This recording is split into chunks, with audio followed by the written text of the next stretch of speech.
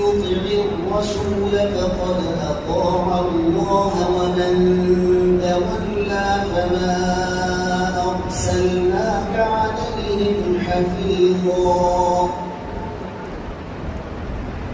أعوذ بالله من الشيطان الرجيم.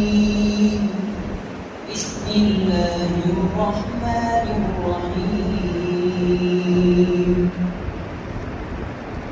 من يطع الرسول فقد أطاع الله